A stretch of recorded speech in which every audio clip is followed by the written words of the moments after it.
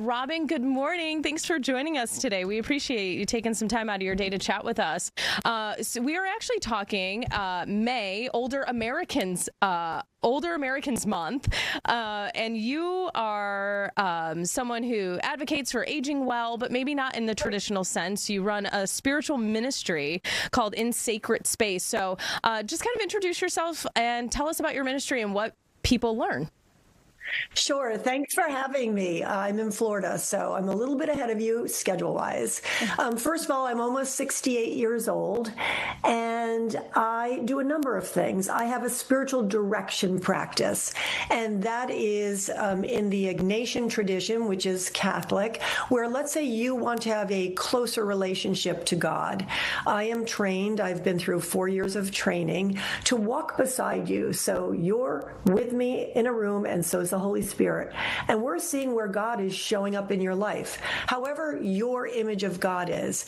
I'm not here to preach my theology. I'm here to accompany you so you can grow closer to God. And, that's something that really came out of my talking to people in my practice and in various walks of my life, where after 50, the second chapter of their life, I think they stop asking, what else should I put on my resume? And why am I even here? What's the bigger meaning of my life?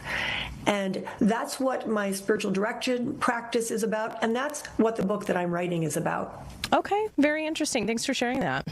And does it have anything to do in terms, like you mentioned, the after 50? Is that, I've heard a lot of people say, once I turned 50, it was more, you don't 100% really care about your looks anymore. You're more just kind of letting go. You want more experiences, just to take in those memories. And does that have anything to do with it in terms of just kind of letting go, really?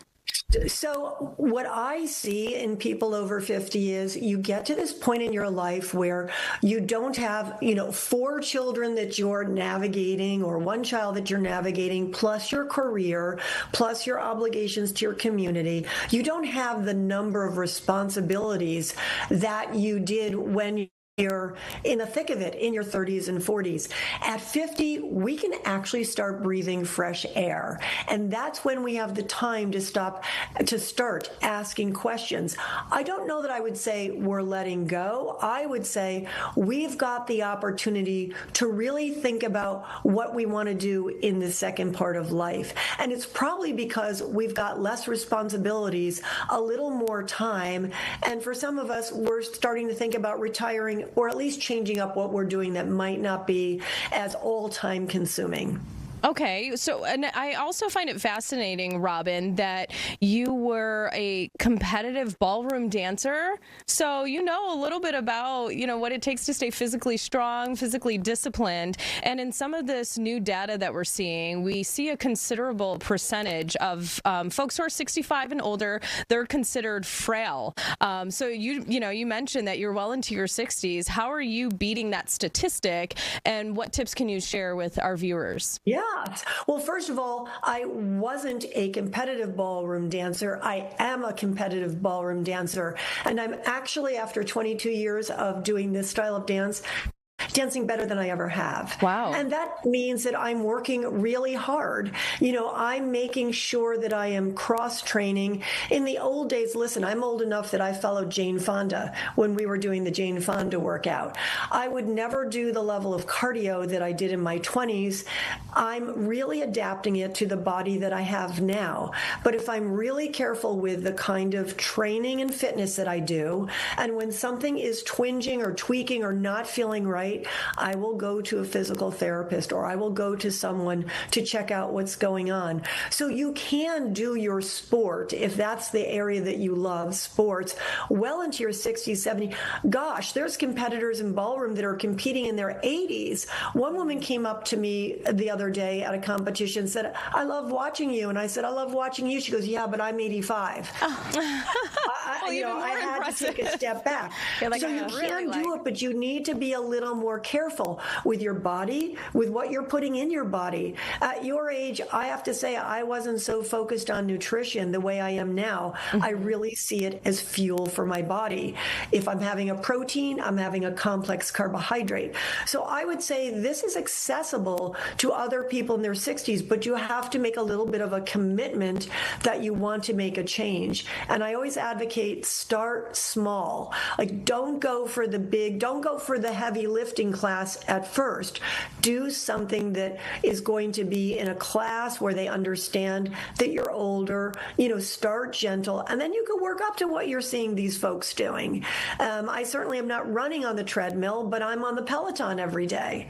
So it just needs to be adapted to your age. But it's really important, I think, to keep movement in your lifestyle and think about your nutrition and think about longevity a little bit. That's Robin, what would you say really quick to folks out there who are afraid of aging? I think so many of us are afraid to get old. We're afraid to look different, to feel different, our minds going. And then also there's the spiritual side of it where people are afraid to die because we don't know where we're going. Some people don't have faith and some people, it's fear all around.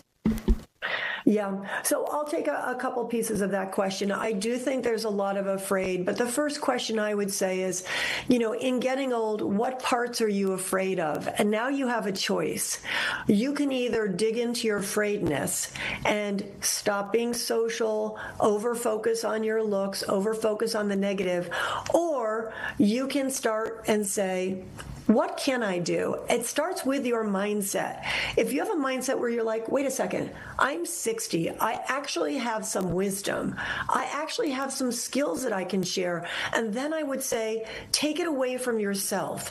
The Harvard study is the longest study in happiness. It's been going on for 85 years.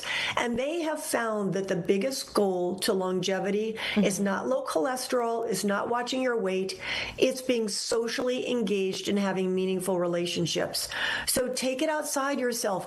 Volunteer somewhere. I just really challenged myself 2 weeks ago to go to Lourdes, France, with an organization that took 50 very ill people. And it was a tough week and it took a lot of stamina, but it was very rewarding and made me grow. So go outside yourself. Try some new things. Okay, Robin, it was a pleasure chatting with you today. We only have about 30 seconds left. If folks maybe want to connect with you, where do we find you? Are you on Instagram, social? Right. So right now, I think the most fun would be going to social at Robin Kencel, and you will see how wacky you can be in your 60s. All right. There you have side of me. You won't see my spiritual side. You'll see that later, but just come see some silliness and some really fun ballroom dancing. Okay, Robin, thank you so much. Fun chatting with you today. And you are absolutely gorgeous at 68.